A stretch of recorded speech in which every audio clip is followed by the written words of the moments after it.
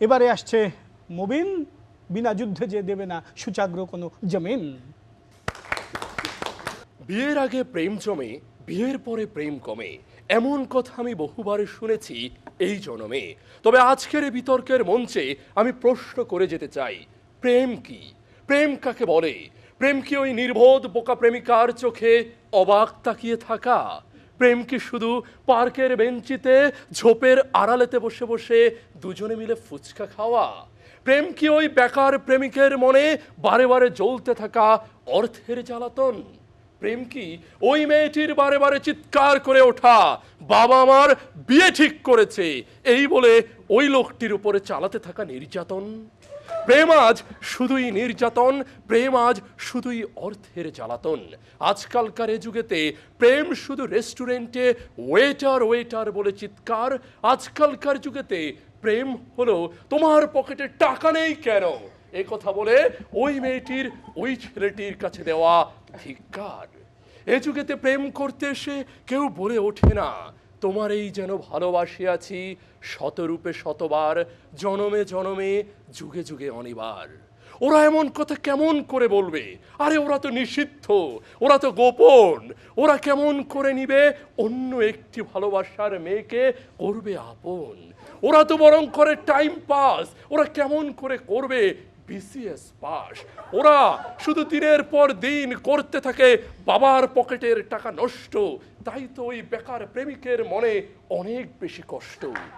আর এমন কষ্ট করতে করতেই পার্কের বেঞ্চে বসে বসে ছেলেটি বাদাম ছিলিত আর মেয়েটি বাদাম গিলিত। বাদাম হইল একদিন শেষ, অবশেষে ওই মেয়েটি হয়েছে নিরুদ্দেশ। আর তাই তো ওই বেকার প্রেমিকের মনে আজ কষ্টের নেই কোনো শেষ।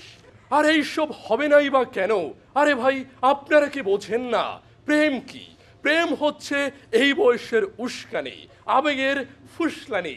এগুলোর মাঝে নেই তো কোনো ভালোবাসার ফুলদানি। আর তাই তো আজকালকার এই যুগেতে এমন যখন অবস্থা, আমি দিতে চাই নতুন এক ব্যবস্থা। আমি বলতে চাই, আমি ফিরে যেতে চাই একটু পশ্চাতে, ৮০ কিংবা ৯০-এর দশকেতে।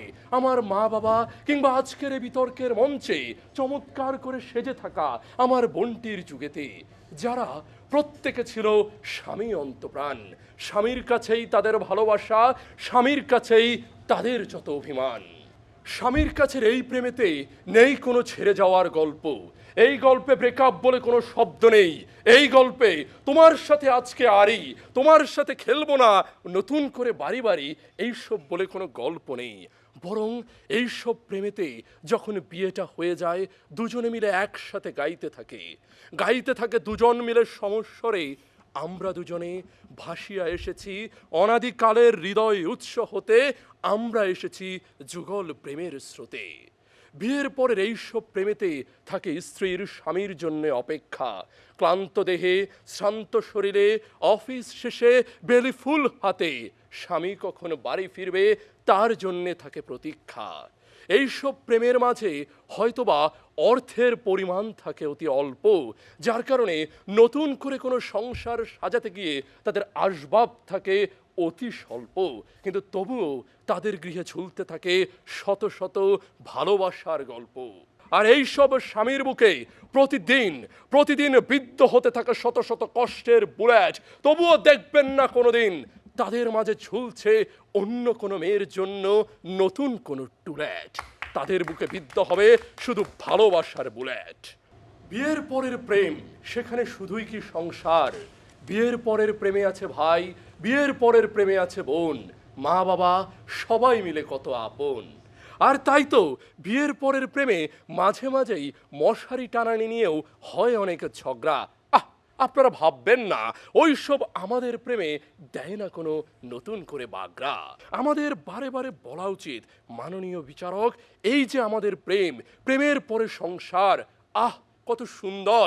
তাই তো ওইসব দুষ্ট ছেলে মেয়েদেরকে এক্ষুনি ঘালটি ধরে বিয়ে দেওয়াটা দরকার। তাই তো বারে বারে বলছি, সংসারটা অনেক সুন্দর হোক আমাদের সবার। এরপর একটু তাকিয়ে দেখুন না, বিয়ের আগের প্রেমে অহেতুক অনর্থক কত শত ঝামেলা ঘুরছে আমাদের পিছু। আর ওই মেয়েটিকে দেখুন না, তার পিছে ঘুরছে কত ছোট্ট ছোট্ট বাচ্চা শিশু। তাই তো আমরা এই সকল ঝামেলা কমাতে, এইসব অহেতুক ঝামেলার পিছে না যেতে, তাই তো করে ফেলতে চাই দ্রুততার সাথে একটি বিয়ের আসরেতে। বিয়ের আসরেতে খাবো অনেক খানাপিনা, আর তাই তো বলছি বিয়ে ছাড়া এই মনে না কোনো কিছুই বাদ মানে না। বিয়ের আগের প্রেমে আপনি হবেন ওই লোকটির মতো বিরহের কবি, আর বিয়ের পরের প্রেমে আপনি পাবেন আমার মতো টাকা কড়ি পয়সা সবই। হোক তা শ্বশুরের, তাতে বা কি আসে যায়, আমার পকেটে দিন শেষে আসলেই তো গল্পটা টিকে যায়। আর তাই তো বারে বারে বলছি আমাদের এই সব প্রেমে বিয়েটা বড় বেশি দরকার। সংসারটা এখনই শুরু করা উচিত আমাদের সবার। কেননা বিয়ে, আরে বিয়ে সে তো সুন্দর এক চুক্তি, তোমাতে আমাতে দুজনে মিলে সবাইতে সে দিবে সুন্দর এক মুক্তি।